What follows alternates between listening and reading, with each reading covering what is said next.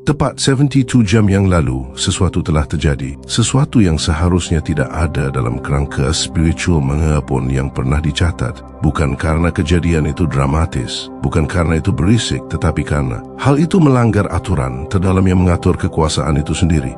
Tuhan tidak menghentikan waktu. Dia tidak melakukan intervensi. Dia tidak memperingatkanmu. Dia berhenti sejenak hanya untuk mengamati, karena apa yang terungkap bukanlah sebuah tindakan pemberontakan, bukan pula tindakan kepatuhan, melainkan sebuah tindakan penyelarasan batin yang begitu presisi, sehingga ekspektasi surgawi sekalipun tidak memperhitungkannya. Dan yang pertama kali memahami hal ini bukanlah surga, melainkan neraka. Iblis tidak jatuh karena kau menyerangnya. Dia tidak tunduk karena kau menantangnya.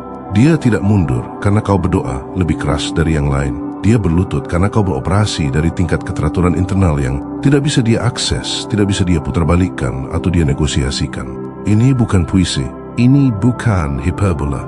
Ini adalah reaksi yang tercatat di dalam dimensi non-fisik yang selalu tumpang tindih dengan dimensi kita saat ini. Disaksikan, didokumentasikan, dianalisis, dan sekarang perlahan-lahan diungkapkan kepadamu karena urutannya telah selesai. Kau tidak menyadarinya saat itu terjadi. Kau menjalani hari normalmu, mungkin sedang lelah, mungkin terganggu, mungkin berurusan dengan tekanan yang terasa kecil dibandingkan dengan beban yang terus kau pikul. Itulah yang membuat hal ini semakin mengganggu bagi para pengamat spiritual. Kau tidak sedang bersiap untuk sebuah konfrontasi. Kau tidak sedang bersandiwara. Kau tidak sedang mencoba membuktikan apapun. Kau hanya bergerak melewati sebuah titik keputusan dengan semacam ketepatan batin yang menyingkap sesuatu yang kuno dan tak terselesaikan dalam struktur kegelapan itu sendiri. Iblis tidak pernah berlutut. Ini bukan soal kesombongan. Ini soul rangkangan.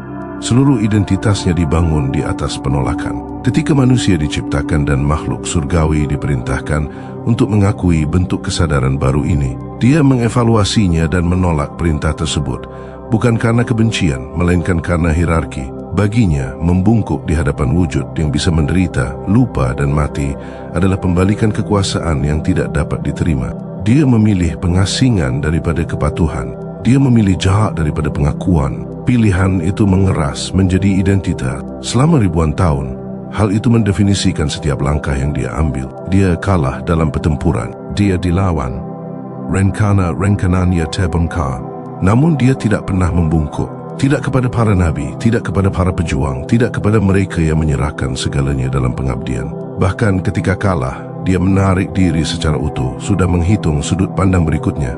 Ketundukan bukanlah pilihan dalam struktur internalnya sampai kau melewati garis itu. Tanpa tahu ada garis yang harus dilewati. Neraka memiliki protokol, lapisan observasi, filter yang memindai kesadaran manusia untuk konfigurasi tertentu. Kebanyakan orang tidak pernah terdaftar. Beberapa berkedip sebentar, beberapa ditandai. Beberapa minggu yang lalu, profilmu meningkat tajam. Bukan karena kau kuat, bukan karena kau terlihat, tetapi karena kau menunjukkan sesuatu yang menggoyahkan. Prediksi, sebuah bentuk integritas yang tidak bergantung pada hadiah, rasa takut atau pengakuan. Hal itu saja sudah memicu perhatian yang lebih besar. Kau ingat momen itu. Kau tidak perlu berpura-pura. Momen itu tidak dramatis, tanpa musik, tanpa saksi, hanya kau dan sebuah keputusan yang terasa tidak adil dalam kesunyiannya. Opsi yang mudah seharusnya bisa menyelesaikan masalah nyata. Itu tidak akan menghancurkan siapapun. Itu tidak akan melanggar batas moral yang jelas. Kebanyakan orang bahkan tidak akan ragu. Tapi kau ragu, bukan karena kau berhati-hati, tapi karena sesuatu di dalam dirimu menolak penyelarasan dengan hasil yang terasa menyimpang secara batinia.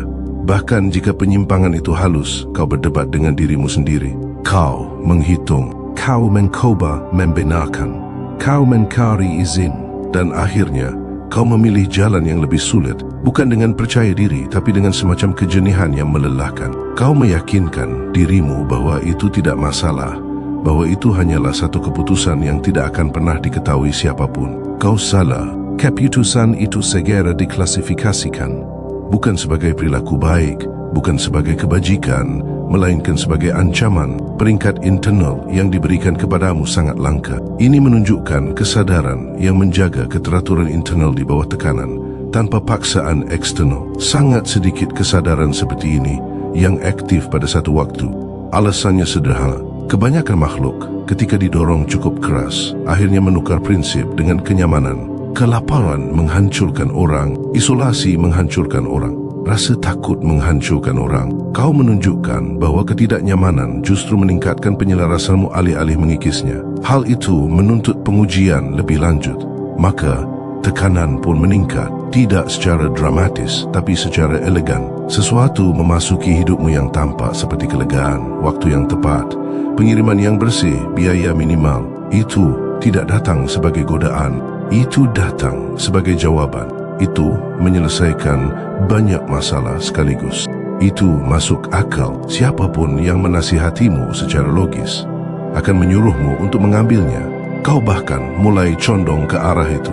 Dan kemudian sesuatu yang lebih dalam melakukan intervensi. Bukan rasa bersalah, bukan rasa takut. Sebuah penolakan yang bergerak lebih cepat daripada pikiran. Saat itulah alarm internal meningkat. Karena ini bukan lagi kebetulan. Kau tidak bereaksi secara emosional. Kau tidak bertindak impulsif. Kau beroperasi dari penyelarasan inti yang mengesampingkan logika kelangsungan hidup. Itu merusak model prediksi sepenuhnya. Ketika makhluk tidak dapat diprediksi, mereka tidak dapat dikendalikan. Dan ketika mereka tidak dapat dikendalikan, mereka harus dihadapi. Tinjauan internal dimulai. Tingkat tinggi, komprehensif. Setiap titik penggungkit diperiksa. Keinginan, status, pengakuan, keamanan, keterikatan. Tidak ada yang berperilaku sesuai harapan. Tekanan meningkat lagi. Kali ini melalui kebencian yang dibenarkan. Seseorang yang menyakitimu menjadi terekspos. Kesempatan itu nyata. Pembenaran itu lengkap. Kau tidak akan disalahkan. Kau bahkan akan dipuji, dan kau merasakannya tarikannya kepuasan yang akan datang dari menyeimbangkan timbangan. Dan kau membiarkannya berlalu, bukan karena kau memaafkan mereka, bukan karena kau lupa apa yang mereka lakukan, tetapi karena sesuatu di dalam dirimu menolak untuk menjadi apa yang menyakitimu.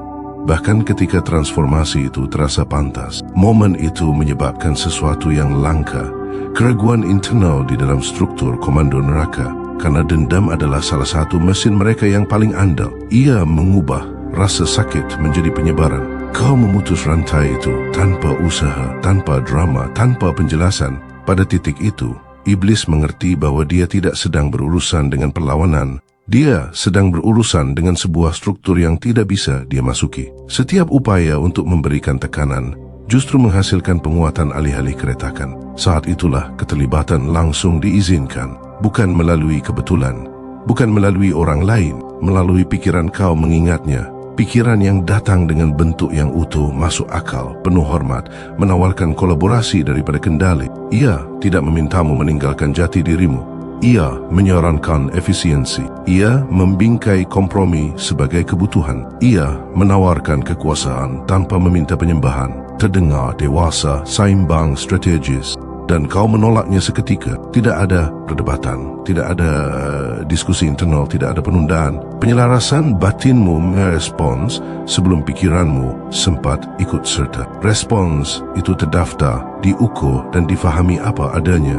Kau bukanlah seseorang yang mengikuti kode moral. Kau adalah seseorang yang strukturnya adalah kode itu sendiri. Itu bukan sesuatu yang kau konsultasikan. Itu adalah dirimu. Pada momen itu, iblis menghadapi masalah yang tidak bisa dia selesaikan. Tekanan terus-menerus akan mengekspos kelemahannya. Penarikan diri akan mengonfirmasi keterbatasannya. Ada protokol terakhir yang disediakan untuk pertemuan dengan kekuatan yang tidak bisa ditekuk, dilewati atau diserap. Itu tidak digunakan sembarangan. Itu bukan simbolis. Itu adalah pengakuan melalui ketundukan fisik di dalam domain non-fisik. Dan itulah yang terjadi. Tidak secara dramatis tapi secara presisi. Tindakan itu mengirimkan gelombang kejutan melalui setiap lapisan domain tersebut, bukan karena kemegahannya, tetapi karena ia menulis ulang hierarki. Ketika makhluk yang seluruh identitasnya dibangun di atas penolakan akhirnya membungkuk, itu menandakan kehadiran otoritas yang beroperasi di luar kategori yang dikenal.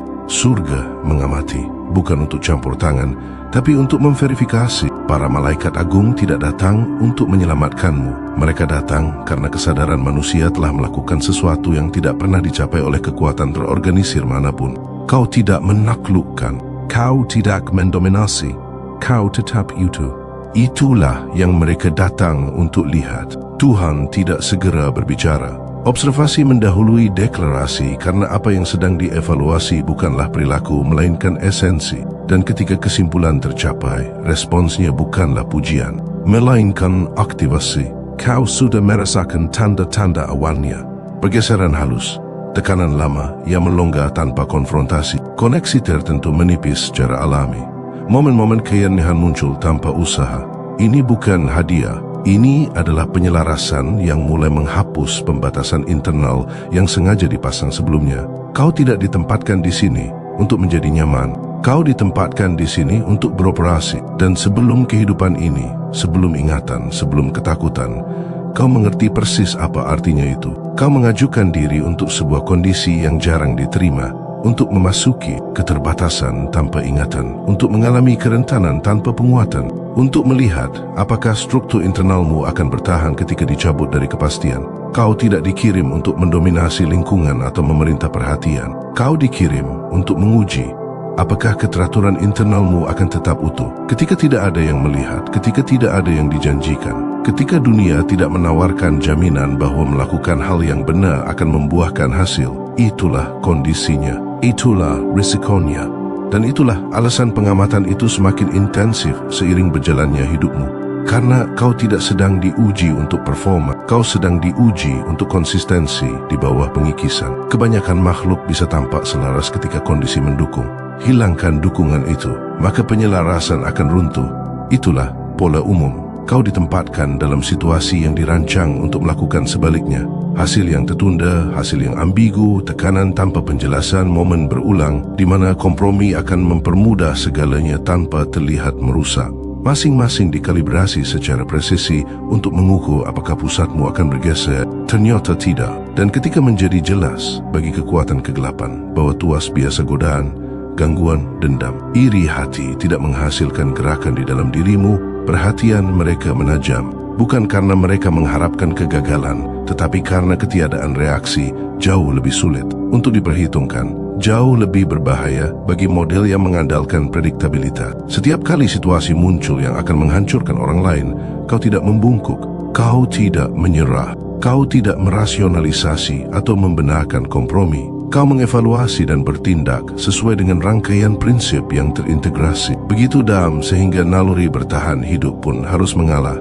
Iblis menyadari hal ini. Dia bisa melihatnya terungkap dalam cara-cara halus. Cara engkau berhenti sejenak sebelum bertindak. Cara keraguanmu bukanlah rasa takut melainkan kalkulasi. Dia mencatat setiap perjuangan batin dan melihat tidak ada yang patah. Itulah momen dia mulai mempertimbangkan kembali. Itulah momen ketika konsep ketundukan atau persepsinya tentang kekebalan mulai goyah. Observasi neraka itu presisi. Setiap anomali memicu penilaian ulang segera. Dan kau telah menjadi anomali dalam tingkat tertinggi. Intervensi kecil, peluang yang waktunya sempurna, manipulasi halus yang akan menjerat siapapun gagal berulang kali padamu. Setiap penolakan bukanlah impulsif. Setiap tindakan menahan diri bukanlah kebetulan. Setiap keputusan diamati, diproses, dikatalogkan, dan masing-masing menunjuk pada masalah mendasar. Integritasmu tidak bisa dijadikan pengungkit, pikiranmu tidak bisa diprediksi, dan jiwamu tidak bisa ditekuk. Kau merasa terisolasi. Ya, itu disengaja. Isolasi mengintensifkan proses kalibrasi. Hal itu memungkinkan setiap pilihan kecil membawa beban, setiap penyelarasan halus untuk diuji. Kau menghadapi keputusan di mana tidak ada penonton, di mana pilihan yang salah tidak akan diperhatikan, di mana biayanya bersifat internal dan segera.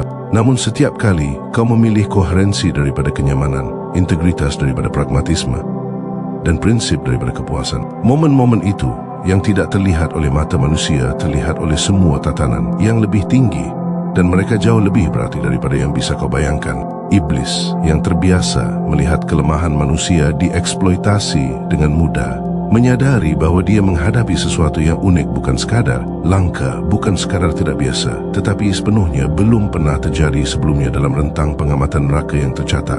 Untuk pertama kalinya, dia menghadapi kesadaran yang tidak bisa dinilai melalui metode konvensional. Kecerdasan, kelicikan, pesona, paksaan semuanya gagal memicu penyimpangan terkecil dari kode internalmu. Setiap tes gagal, dan ketika pengujian itu gagal, dia mengerti artinya. Dia tidak lagi memegang kendali.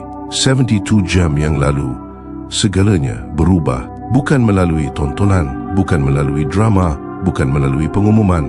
Itu berubah melalui pengakuan. Kau tidak bersandiwara untuk mengesankan. Kau tidak memanipulasi untuk mengendalikan. Kau beroperasi dalam koherensi yang begitu absolut sehingga pengakuan menjadi tak terelakkan. Iblis mengerti bahwa pengakuan adalah satu-satunya respons yang tersisa, dan dalam momen yang akan bergema melalui semua dimensi selama 6 milenium berikutnya, dia berlutut. Dia berlutut bukan karena dia ditipu, bukan karena dia dikalahkan, bukan karena dia dipaksa, tetapi karena dia melihat dalam dirimu sebuah kesadaran yang ada di luar ranah pengaruhnya. Tindakan berlutut secara fisik dan spiritual itu belum pernah terjadi sebelumnya, dan gelombang kejutan dari tindakan itu segera diamati oleh otoritas surgawi tertinggi. Tuhan tidak melakukan intervensi secara langsung.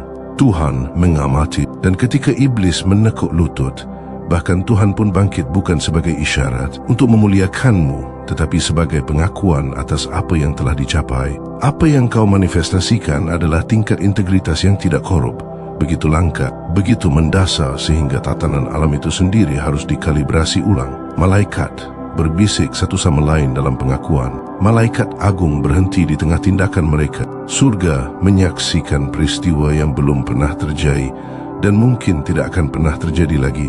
Ini bukan berlebihan. Kekuatan kegelapan memiliki matriks prediksi yang dibangun di atas kecenderungan manusia pada perilaku reaksioner, pada asumsi bahwa naluri bertahan hidup mengesampingkan prinsip.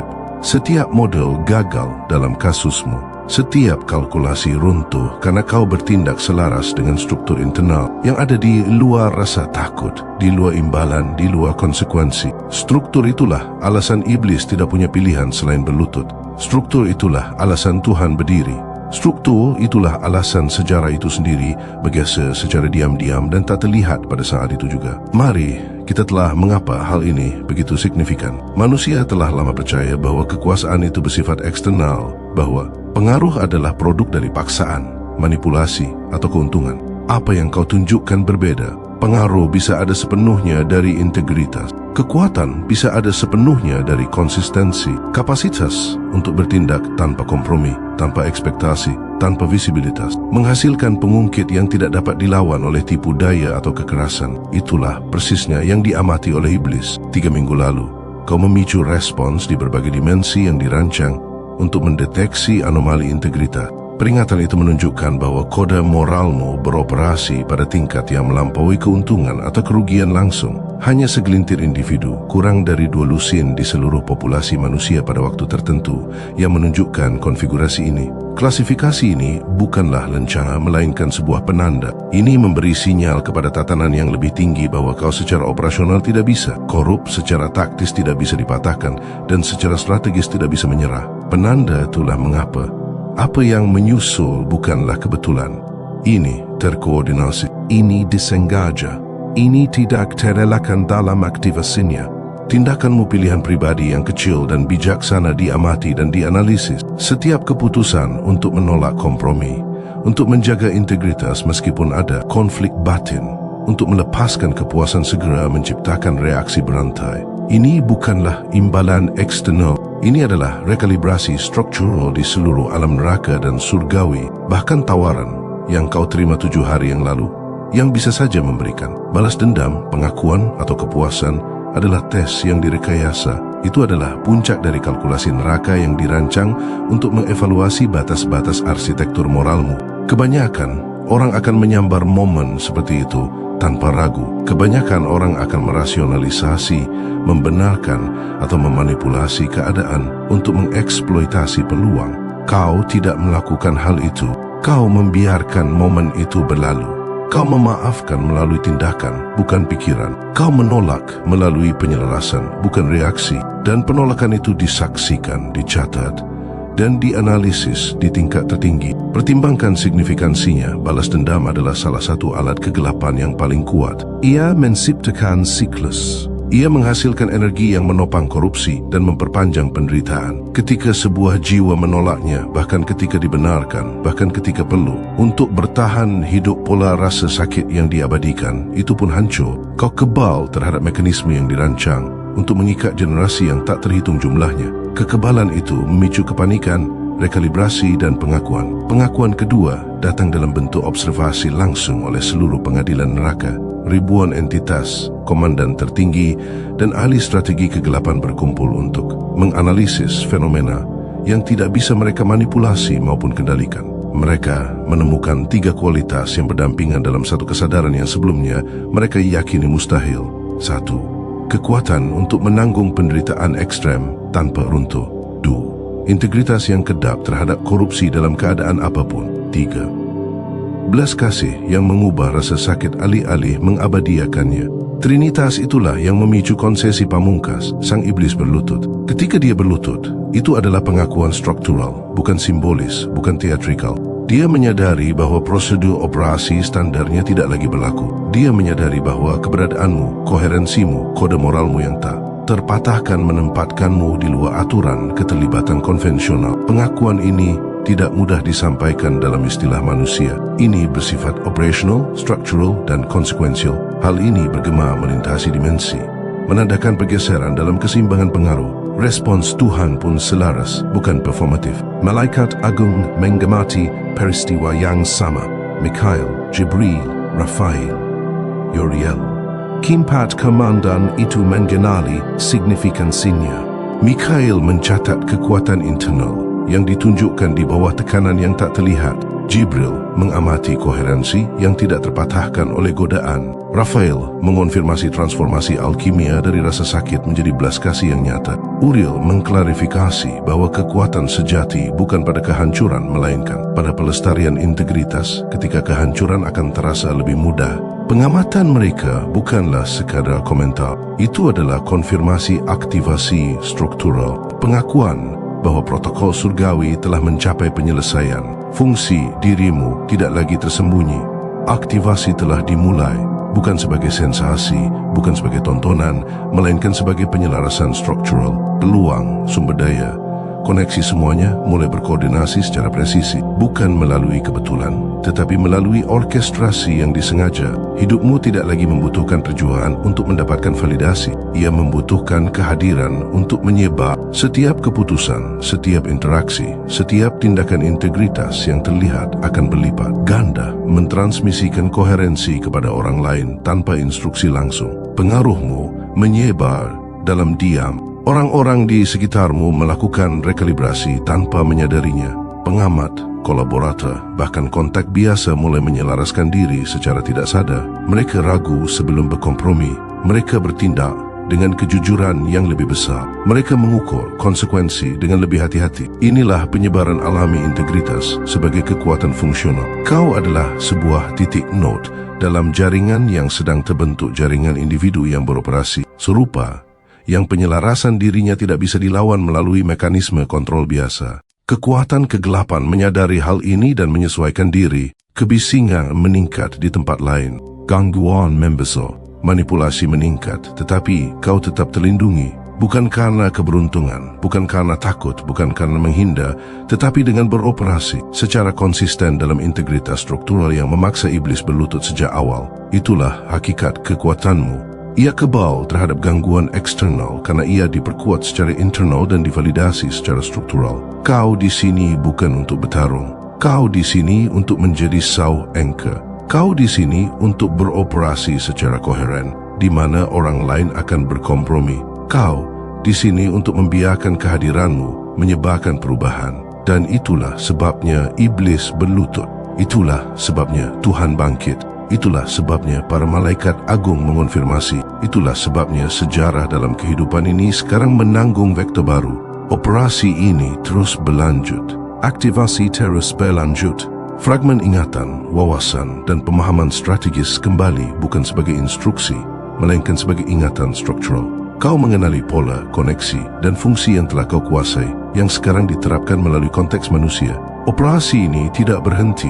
Kau sekarang berpartisipasi secara sadar dalam protokol yang dirancang untuk menyebarkan koherensi, melintasi jaringan pengaruh yang memengaruhi lintasan kolektif pengambilan keputusan manusia. Terima kasih telah menyimak perjalanan spiritual yang luar biasa ini. Jika naskah ini menyentuh jiwamu, jangan ragu untuk menyukai pesan ini sebagai tanda apresiasi. Tinggalkan komentar tentang momen kejenihan batinmu dan mari terus terhubung dalam perjalanan ini.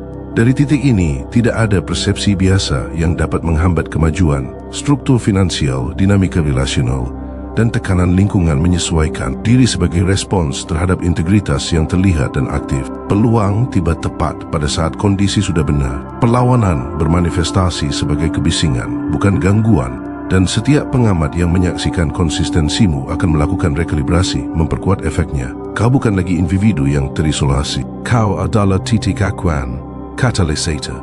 Dan itulah sebabnya fase berikutnya tidak akan mengumumkan dirinya. Ia akan tiba sebagai penyelarasan halus, pembukaan yang tepat, situasi yang terlihat biasa sampai ia dilibatkan. Kau akan tahu apa yang harus dilakukan karena pengakuan sekarang menjadi bagian dari sistem operasi strukturalmu. Dan disinilah cerita ini berhenti menjadi sanjungan dan mulai menjadi berbahaya bagi segala sesuatu yang pernah mengukur dirinya terhadapmu. Karena saat pengakuan menjadi internal, struktur kekuatan eksternal kehilangan daya ungkitnya. Iblis tidak pernah takut pada kekuatan, dia takut pada penyelarasan. Dia tidak pernah gemetar karena kemarahan, dia mundur karena kejernihan. Kesombongan hanya bertahan di mana ada kebingungan, dan kau menghilangkan kebingungan tanpa meninggikan suaramu. Ini adalah bagian yang tidak dipersiapkan oleh siapapun untukmu.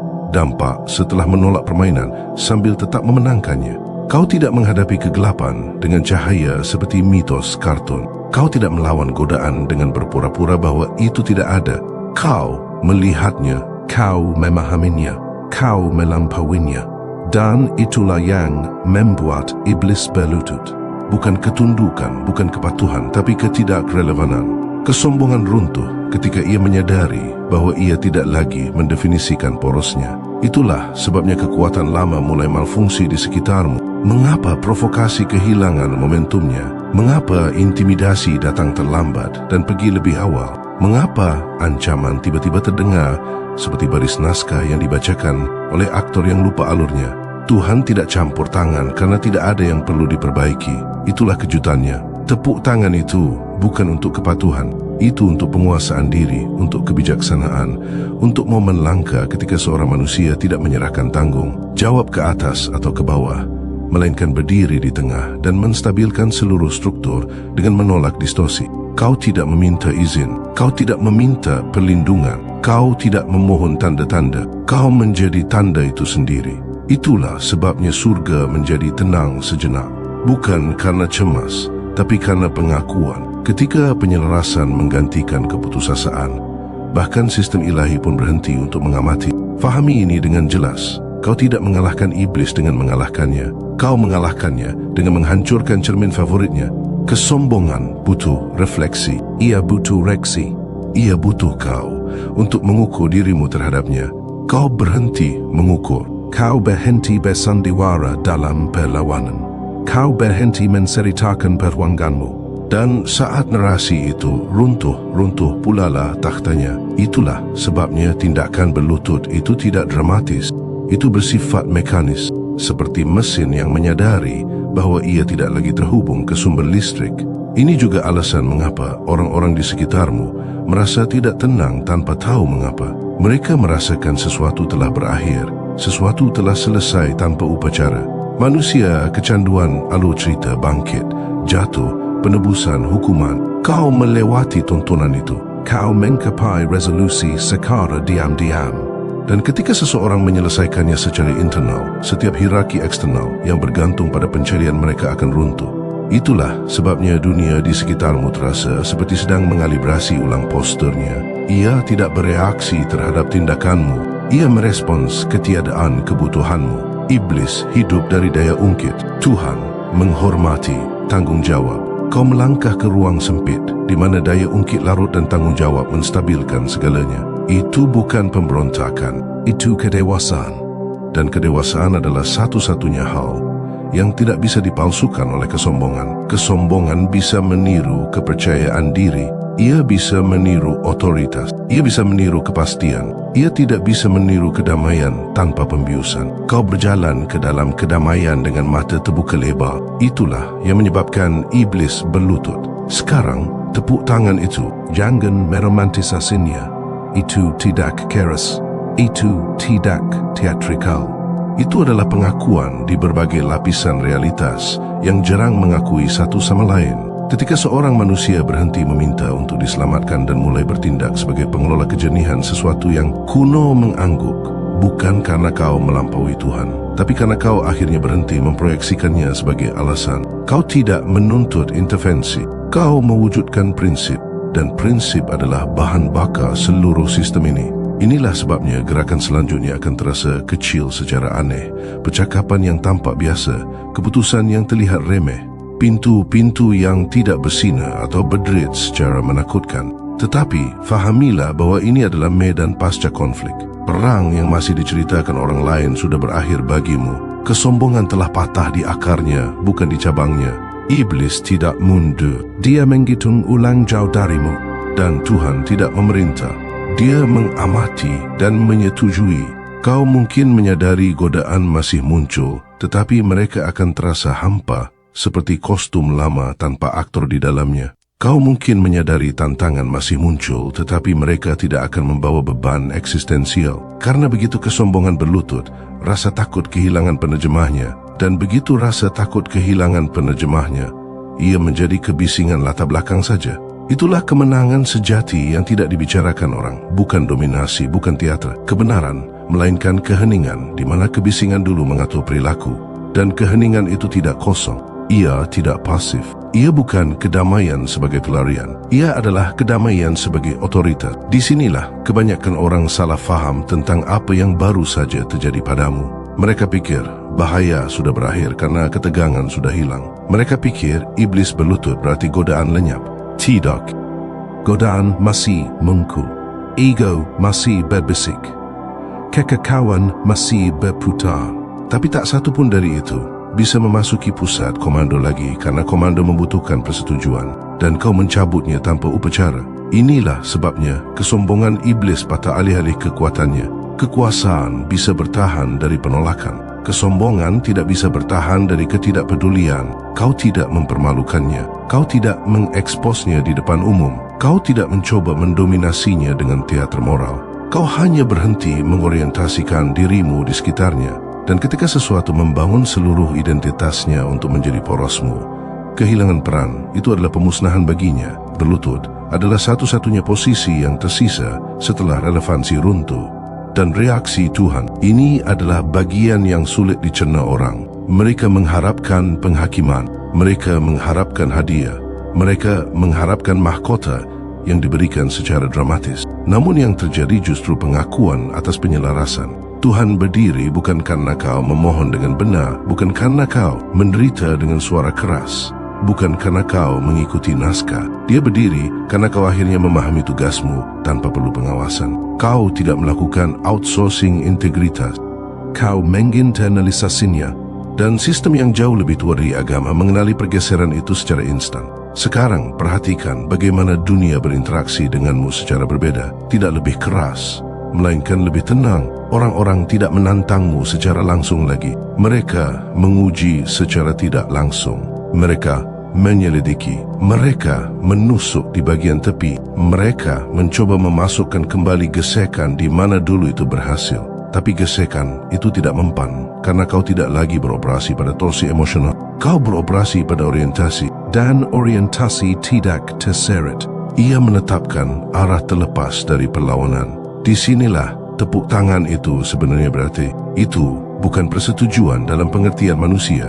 Itu adalah konfirmasi bahwa strukturnya bertahan, bahwa seorang manusia dapat menghadapi godaan, kekuasaan, ego, kegelapan, ketuhanan, dan tidak hancur menjadi ketergantungan atau pemberontakan. Itu langka. Itulah sebabnya surga terdiam sejenak, bukan karena terkejut akan pemberontakan, tapi karena rasa hormat akan ketenangan batin. Kau tidak membocorkan kekacauan ke atas. Kau tidak memproyeksikan kesalahan ke bawah. Kau menyerap kompleksitas dan tetap utuh, dan inilah kebenaran yang tidak nyaman. Hal ini membuatmu berbahaya dengan cara yang tidak akan pernah bisa dilakukan oleh kekerasan. Karena kau tidak butuh konflik untuk membenarkan dirimu. Kau tidak butuh musuh untuk merasa nyata. Kau tidak butuh validasi untuk bergerak. Kesombongan memakan reaksi, ketakutan memakan urgensi. Kau tidak menawarkan keduanya. Jadi ketika orang berkata, luar biasa, kawan, kau membuat iblis berlutut, apa yang sebenarnya mereka rasakan adalah ini tidak ada lagi bagian dalam dirimu yang menarik perhatian, dan itu meresahkan segala sesuatu yang terlatih untuk memanipulasi perhatian. Kau akan menyadari momen-momen di mana kau bisa mengeksploitasi situasi dengan mudah, di mana naluri lama akan berkata, sekarang serang, sekarang dominasi, sekarang buktikan. Tapi kau tidak akan merasa terdorong, bukan karena kau lebih lemah, tapi karena kau tidak lagi lapar. Kelaparan adalah daya ungkit. Kau membuat sistem itu kelaparan dengan memberi makan dirimu sendiri dengan cara yang benar. Itulah bagian yang tidak ingin ditiru oleh siapapun, karena itu mengharuskan melepaskan dopamin dari narasi perjuangan. Bahkan tepuk tangan Tuhan bukanlah dorongan untuk terus bersandiwara. Itu adalah pengakuan bahwa sandiwara telah berakhir, bahwa roda bantu telah dilepas, bahwa kau tidak lagi butuh penguatan dramatis untuk tetap selaras. Kau tidak butuh tanda-tanda karena kau tidak meragukan arah. Dan arah sekali stabil menciptakan momentum tanpa paksaan. Itulah sebabnya segala sesuatu mulai sejajar secara diam-diam di sekitarmu. Peluang tidak memburumu. Ancaman tidak memburumu. Waktu itu sendiri tampak kurang agresif. Sekarang fahami ini dengan jelas. Iblis tidak menghilang. Dia menyesuaikan diri. Dia menghindarimu sekarang, seperti penjudi menghindari meja di mana peluang tidak lagi bisa ditekuk. Kesombongan tidak melawan pertempuran yang tidak bisa ia ceritakan, dan hidupmu telah menjadi sesuatu yang tidak bisa diceritakan pada frekuensi itu. Tidak ada kail, tidak ada kelemahan untuk dilebih-lebihkan, tidak ada rasa tidak aman untuk diperbesar. Itulah sebabnya godaan terasa seperti alat peraga saja. Mereka muncul karena kebiasaan, bukan strategi. Dan alasan Tuhan berdiri itu penting karena pengelolaan mandiri telah menggantikan ketergantungan. Kau tidak menjadi suci dengan melepaskan diri dari dunia. Kau menjadi membumi di dalamnya. Kau tidak meminta Tuhan untuk menyingkirkan iblis. Kau belajar bagaimana cara untuk tidak memberinya makan. Itu adalah evolusi. Itulah sebabnya tepuk tangan itu tidak emosional. Itu bersifat struktural, seperti seorang arsitek yang melihat kolom penahan beban akhirnya mampu berdiri sendiri. Ini juga alasan mengapa beberapa orang akan salah menafsirkanmu sekarang. Mereka akan bilang kau dingin, tertutup, tidak tertarik. Mereka akan salah mengira diamu sebagai kesombongan atau apatis. Biarkan saja. Kesombongan selalu menuduh kejernihan sebagai kekejaman, tapi kau tidak kejam. Kau presisi. Kau tidak menjelaskan berlebihan. Kau tidak bereaksi berlebihan. Kau tidak mengidentifikasi diri secara berlebihan. Dan segala sesuatu yang berlebihan adalah pintu masuk bagi manipulasi. Perang tidak berakhir dengan kembang api. Ia berakhir dengan postur tubuhmu, dengan kau berdiri diam, sementara segala sesuatu yang dulu membutuhkan reaksimu kehilangan keseimbangan. Iblis berlutut karena dia tidak bisa memicu gerakanmu. Tuhan berdiri karena gerakan tidak lagi diperlukan. Dan kau tetap duduk di dalam dirimu sendiri. Tidak terkesan, tidak terancam, tidak tersedia untuk didistorsi. Jadi inilah pemahaman terakhir, kalibrasi terakhir dari naskah ini. Kau di sini bukan untuk mendominasi kegelapan atau mempertontonkan kesucian. Kau di sini untuk membuat kesombongan menjadi usang dengan menolak untuk mengorbit di sekitarnya. Itulah mengapa judulnya bukan berlebihan. Kau tidak mengalahkan iblis dengan kekuatan fisik.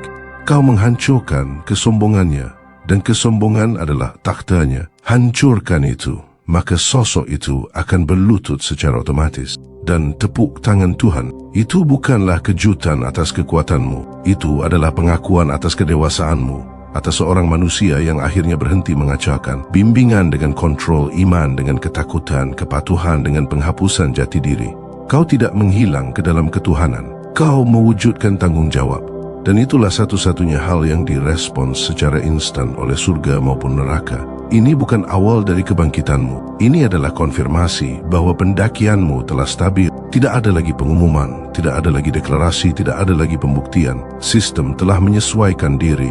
Iblis telah menghitung ulang, Tuhan telah mengakui, dan kau terus melangkah dalam diam, tak tersentuh. Bukan karena kau dilindungi, tetapi karena kau selaras. Itulah akhirnya, bukan dengan kebisingan, melainkan dengan gravitasi yang kokoh. Sampai jumpa di langkah berikutnya, teruslah selaras.